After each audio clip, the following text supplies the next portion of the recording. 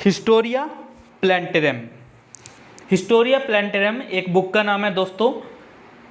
ऐसी ही एक बुक के बारे में हमने पिछली वीडियो में डिस्कस किया था, वो उस बुक का नाम था Historia Animalium history of animals. Historia Animalium was written by Aristotle.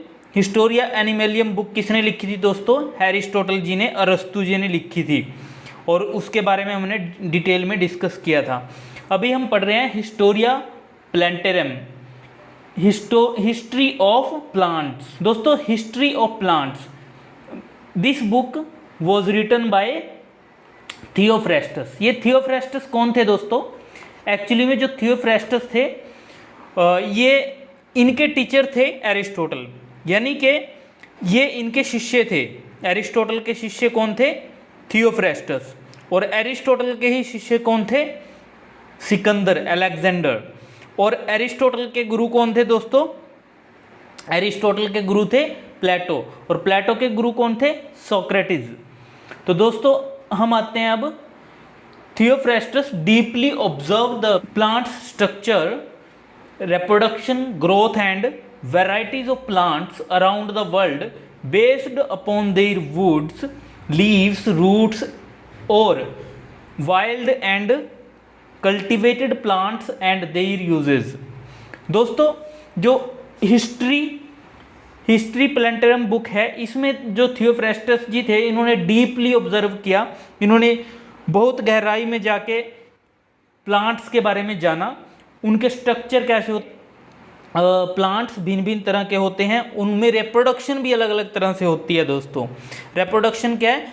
एक पौधे से में फूल आते हैं, फूल आना किसका कारण है दोस्तों? रिप्रोडक्शन का। तो फूल आते हैं, फल आते हैं, फिर बीज होता है, बीज बनते हैं, उसके बाद दोबारा दूसरा पौधा बनता है, जैसे सेम एज ह्यूमन। ठीक है दोस्तों। ग्रोथ, उनकी ग्रोथ के बारे में डीपली ऑब्जर्व किया। And varieties of plants around the world, पूरे वर्ल्ड में, पूरे संसार में अलग अलग तरह के, अलग अलग जगह पर अलग अलग तरह के प्लांट्स पाए जाते हैं, पेड़ पौधे पाए जाते हैं, उनको ऑब्जर्व किया। बेस्ड अपॉन देयर वुड्स, किसके बेस पे दोस्तों?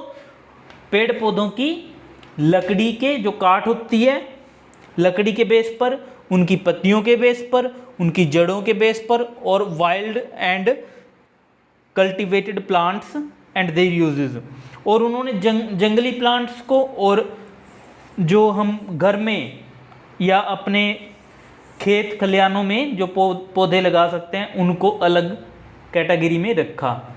जंगली पौधों को अलग में, और जिन्हें हम अपने खेत खलिहानों में उगा सकते हैं उन पौधों को अलग कैटेगरी में रखा। एंड देयर यूजेस, और इन सभी पेड़ पौधों के उसने यूजेस भी बताए दोस्तों। बड़ी सोचने वाली बात है दोस्तों, जो हमारे अरस्तु जी थे उन्होंने क्या, एनिमल्स के ऊपर डीपली ऑब्जर्व किया। उनके शिष्य ने, हम एक तरह से कह सकते हैं, कॉपी नहीं है लेकिन एक तरह से बोल सकते हैं कि जिस प्रकार जो जो चीज़ें उनको एनिमल्स में मिलती गई अरस्तु जी को, वही थियोफ्रेस्टस जी ने क्या किया, वही चीज़ें प्लांट्स में ढूंढनी स्टार्ट की, और उसके बेस पे अलग अलग इनको फैक्ट्स मिले। He wrote the book based upon his observation.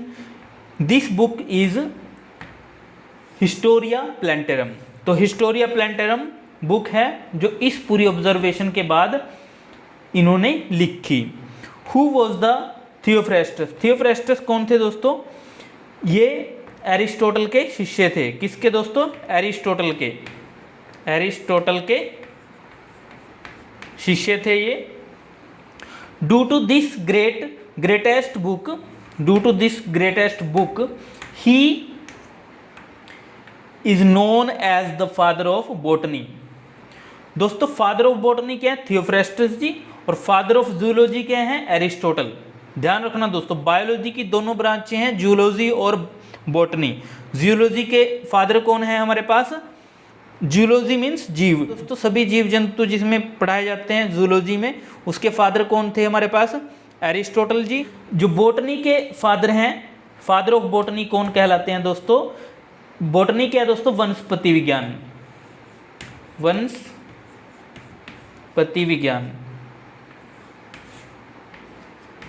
वनस्पति विज्ञान के पिता जनक कौन है दोस्तों? थियोफ्रेस्टस। हेलो दोस्तों, Historia of Plantarum, Historia of Plantarum book 9 parts में लिखी गई, 9 बुक बनाई गई इसकी, सब बुक्स बोल सकते हैं आप उसको, 9 पार्ट में बनाई गई। जैसे दोस्तों ये एक्चुअली में 10 पार्ट थे, एक इसमें से गुम हो गया किसी तरह से, और 9 पार्ट अभी भी एग्जिस्ट हैं। तो इसकी जो पहली बुक थी दोस्तों हिस्टोरिया ऑफ प्लैंटेरम की, it is related to anatomy of plants. Anatomy क्या होता है दोस्तों? किसी भी अंग का आंतरिक संरचना का अध्ययन एनाटॉमी कहलाता है। एग्जाम्पल के लिए हम हार्ट के बारे में पढ़ते हैं, ह्यूमन हार्ट्स के बारे में पढ़ते हैं, तो उसके अंदर ऑक्सीजन और हीमोग्लोबिन किस प्रकार अपनी क्रिया पूर्ण करते हैं, वो सारा हम डिटेल में पढ़ते हैं। किस प्रकार ऑक्सीजन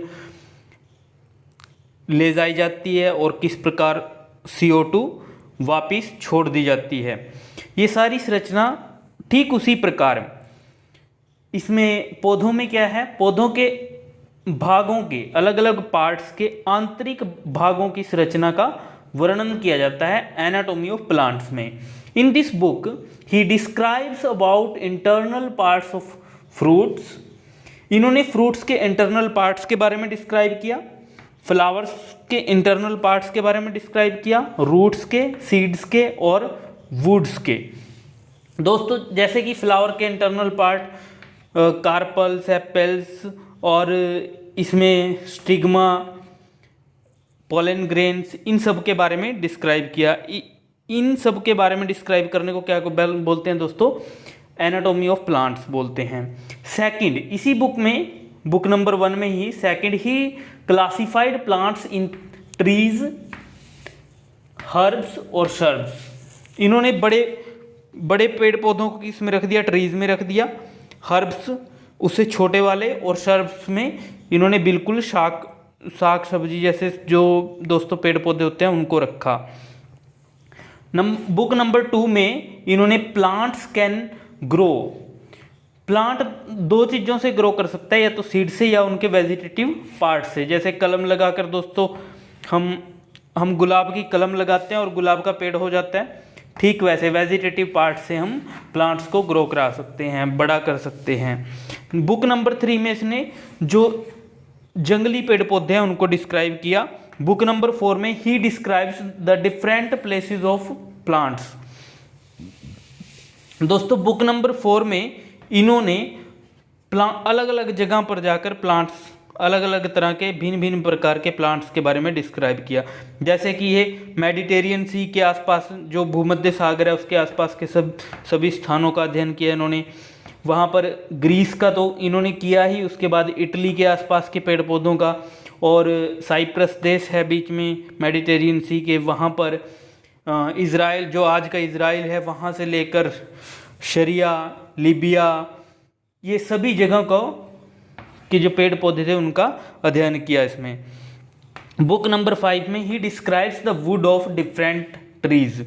बुक नंबर 5 में इन्होंने अलग अलग पेड़ पौधों की जो कास्ट होती है, काट होती है, तना होता है मोटा मोटा, जिसकी लकड़ियाँ बनाई जाती हैं, उसको डिस्क्राइब किया। इन्होंने सबसे ज़्यादा महत्व किस पेड़ को दिया? सिल्वर फिर को। ये दोस्तों क्या होता है? देवदार का पेड़। देवदार के पेड़ को इन्होंने क्या बोला कि इसकी सबसे अच्छी लकड़ी होती है, ये उस टाइम बोल दिया गया था दोस्तों। It is strongest without knots, इसमें कोई गांठ नहीं पड़ती बीच में, डाट में, जिससे ये फर्नीचर बनाने के ज़्यादा से ज़्यादा काम आ सके। एंड ओक के पेड़ के बारे में इन्होंने बता दिया था। फिर सीनेबार के पेड़ के बारे में इन्होंने बता दिया था इसमें बुक नंबर 5 में। फर्नीचर किन लकड़ियों से बन सकता है उस चीज़ को डिस्क्राइब कर दिया गया था। बुक नंबर 6 में like rose and other used for perfume. Book number 6 में इन्होंने ऐसे पेड़ पौधों को डिस्क्राइब किया जैसे गुलाब हो गया और दूसरे फूल हो गए, उनको डिस्क्राइब किया जिनसे परफ्यूम बनाया जा सकता है, सेंट बनाया जा सकता है।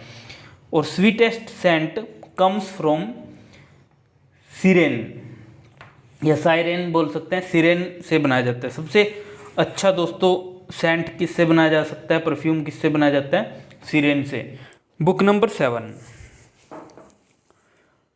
हिस्टोरिया प्लेंटेरम की बुक नंबर 7 में थियोफ्रेस्टस जी डिस्क्राइब करते हैं कैबेज और टर्निप, जो बंद गोभी होती है और मूली, सलगम, गाजर, इन चीज़ों को वो डिस्क्राइब करते हैं कि ये जुलाई के आसपास उगाई जाती हैं। मस्टर्ड और कैरिएंडर, इन सभी को डिस्क्राइब करते हैं, इनके सीज़न बताते हैं। कुकुम्बर का सीज़न बताते हैं, खीरे का, बिटर गार्ड का सीज़न बताते हैं, और गार्लिक एंड ओनियन का सीज़न बताते हैं। और गार्लिक और ओनियन को बहुत सारी दवाइयों के रूप में यूज़ किया जाता है, उसके बारे में बताते हैं। बहुत सारी दवाइयों में इनका यूज़ होता है, उसके बारे में डिस्क्राइब करते हैं डिटेल में बुक नंबर 7 में। बुक नंबर 8 में सीरियल्स, लेग्यूम प्लांट्स।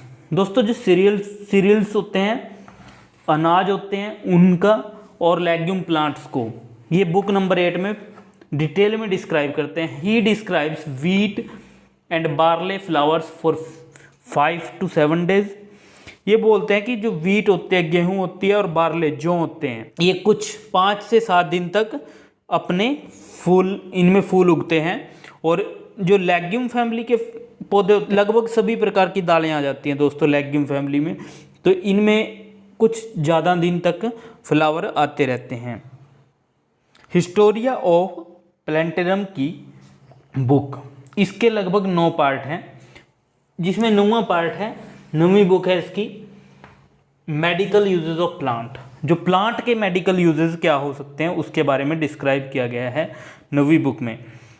तो 9वीं बुक में क्या है दोस्तों, सभी प्रकार की मेडिसिन, सभी प्रकार की दवाइयों को डिस्क्राइब किया था इन्होंने कि किस पेड़ से कौन सी दवाई बनाई जा सकती है। जूसेस, लगभग बहुत सारे जूसेस के बारे में इन्होंने डिस्क्राइब कर दिया था उस टाइम। गम्स, रेजिन्स, दोस्तों जैसे चीड़ होता है, आप, मुझे नहीं पता आप जानते होंगे या नहीं, चीड़ का पेड़ होता है, इसमें से रेजिन बहुत यूज़ किया जाता है। ही used about 100 plants for medicinal use.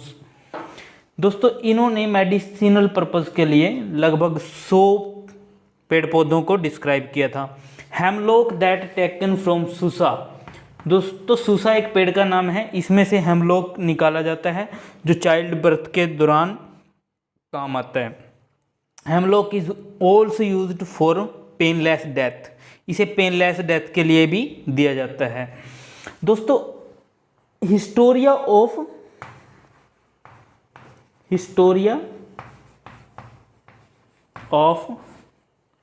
या हिस्ट्री ऑफ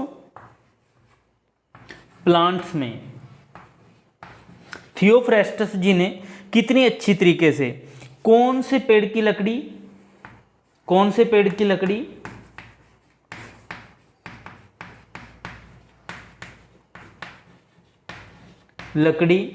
किस काम आती है, इन्होंने ये डिस्क्राइब कर दिया था।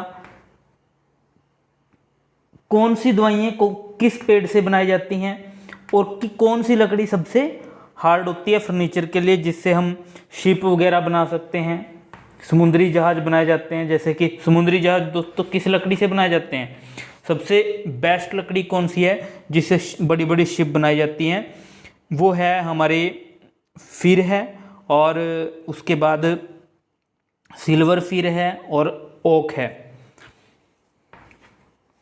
दोस्तों इस प्रकार जो थियोफ्रेस्टस जी थे, इन्होंने बहुत सारी पेड़ पौधों को डिस्क्राइब किया, और ज़्यादातर इसमें ये जो मेडिसिनल यूज़ है इनके बारे में डिस्क्राइब किया। दोस्तों जो गार्लिक है, इन्होंने गार्लिक के बारे में, थियोफ्रेस्टस जी ने गार्लिक के बारे में, जो लहसुन होता है दोस्तों, उसके बारे में थियोफ्रेस्टस जी ने उस टाइम बता दिया था कि ये पेट की बहुत सारे जर्म्स को मारने के काम आता है। ठीक है दोस्तों, मेरी वीडियो को लाइक करना, सब्सक्राइब करना और शेयर करना, और प्लीज़ लाइक करना मत भूलना। इससे मुझे मोटिवेशन मिलेगा। और दोस्तों अभी अगर आपको लग रहा होगा कि थोड़ी कमी है वीडियो में, तो दोस्तों वो मैं दूर करूँगा। आने वाले समय में ये जो मैं करा रहा हूँ इनके क्वेश्चन डालूँगा तो आपको बिल्कुल क्लियर हो चुकेगा, सब कुछ मैं डिटेल में कराऊँगा। और आने वाले टाइम में टॉपिक वाइज एक टॉपिक कराने के बाद मैं उसके क्वेश्चन डालूँगा। थैंक यू दोस्तों।